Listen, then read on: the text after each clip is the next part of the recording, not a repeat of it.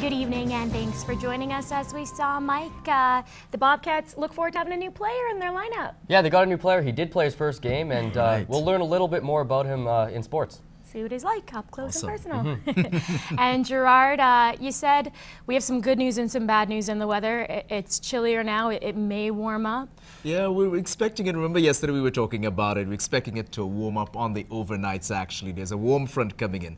There's a colder one behind that. Let's see what we're dealing with, please. -4 is where we've been sitting pretty since about 4 o'clock this afternoon, and 74% is that humidity. The winds gusting out of the southwest where the warmer air usually comes from. Generally today we saw sunny conditions, increasing cloudy patches as the afternoon came on by. The wind chill went from a -22 in the morning to a -10. So that's all good. As we compare across the region, we're seeing a buildup of cloud cover, and possibly we're running about a 30% chance in the Battlefords of seeing some precipitation before it's all done. As we were telling you, a warmer front firstly on the overnights will warm up temperatures, and then a colder one later on in the day. For the Battlefords, though, you're going to see a +6 tomorrow afternoon. We'll chat some more about it a little later on in the cast.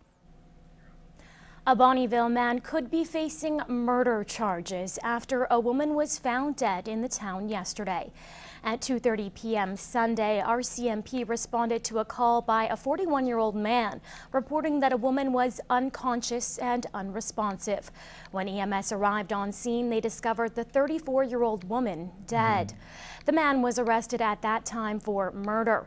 Early investigations show there had been a physical altercation in the home earlier that morning. Alcohol is believed to be a factor in the death. An autopsy was performed today in Edmonton, hoping to reveal the cause of death and the identification of the victim. A foster care supervisor charged with making and possessing child pornography had his first court appearance in Lac La Biche today. 62-year-old Daniel Stays is now released on bail and is due back in court January 23rd. Police seized computer equipment and electronic storage devices from Stays' home and work after a tip from the Connecticut FBI. The RCMP's Internet Child Exploitation Unit is still investigating. Police are looking for a suspicious man who's been hanging around a Lloydminster school during recess. He's described as white, roughly 5'8" with a slim build and black hair past his ears. He was last seen wearing a black toque coat and pants with white gloves. At this time, there have been no reports the male has approached any students, but police aren't sure what his intentions are. If you think you've seen this man or any other suspicious person, you are urged to contact the Lloydminster RCMP or Crime Stoppers. The Lloydminster community is becoming a little more diverse. Today marked the official opening of the first Francophone school in Lloydminster. Emmett Murphy has more on the landmark event. The new École Francescoise de Lloydminster has officially opened. The 15th school of its kind in the province has been accepting students for 6 months. In that short time, the school has seen incredible growth. Last June, we had 2 students. We're now up to 25, so that's an interesting exponential growth, and I believe that there's definitely a need for this service in Lloydminster. The Faffards were the first family to have a child enrolled in the school. They now have 3 children learning there and 2 more on the way. I want to give them opportunities I never had, and this just opens up a whole new world to them. We get to do lots of work and lots of crafts and we get to play a lot. You can do more crafts and it's all French. Awesome. Like, he's already knew a little, like some French from St. Thomas, and now he gets the full French all day, so it's a big improvement from having it all day. The students are currently learning in the old Scotiabank building. It's a facility that has created logistical problems, such as where to teach the students physical education. We do our gym in the Air Cadet Hall, which is located at 2 blocks from here, which with our small numbers meets our needs at this time. While the faculty would love to move to a location that can hold more than the current capacity of 45 students, the kids like the unique experience the school provides. We get to walk to the gym instead of just staying in the school. The school is in talks to get a more permanent space. That may mean a new building or moving into a previously existing school. Whatever it is, they have been promised a solution by the 2013-2014 school year. Emmett Murphy, Newcap News. A long-standing Lloydminster tradition kicks off again tomorrow. The 38th annual Seniors Twinkle Tour departs from Bud Miller Park at 6:30 p.m. The tour bus will wind through the city, showcasing some of the best and brightest Christmas lights in Lloydminster. The final stop is the Wild Rose Pavilion, where seniors will enjoy a sing-along, dancing, festive treats, and a visit from Santa Claus himself.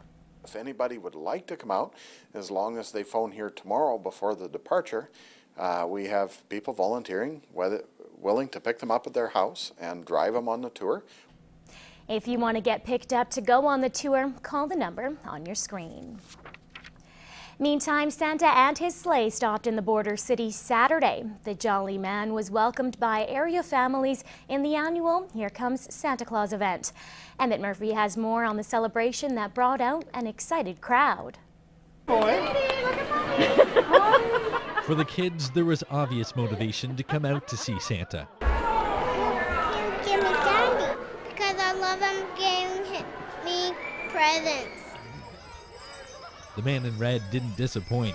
He arrived in a manner fitting of the North Pole and lent his ear to excited, wishful children. I asked for 2 remote-controlled tractors with the wagons with no grain and the coal mine and semis. For the parents, the event too was all about the kids. For every smile a youngster had, there was a mother looking on with the same elated grin. Oh, Santa's been great. The boys were excited to come. It was well worth the wait. It's nice for them to get to see Santa and it not cost me $1 million at Christmas. This is the kickstart of the holiday season for many families like Lisa's. She'll be celebrating Christmas for the first time in her new home. We have a few lights up and we're going to go make a gingerbread house later and we're going to go roast a hot dog. This is kind of our beginning of Christmas. We'll go make chocolates tonight too. Emmett Murphy, Newcap News. And with the holiday season underway, there are endless amounts of charities dedicated to making sure families have the best Christmas possible. Last weekend marked the start of a long-running, unique annual charity. Hi, guys. Today is the beginning of the 14th annual Star Vision Video Christmas Giving for the SPCA. The video store is collecting pet food, toys, and cleaning products from now until December 23rd. If you're wondering what to bring, puppy food, kitten food, cleaning supplies are always necessary, whether it's pine sols or bleaches or laundry detergent. You know, the animals need their bedding washed. Donations can be brought to the video store on 57th Avenue and 31st Street. The record total for the charity is £3,000. Thompson isn't setting any goals this year, just thanking donors for whatever they bring.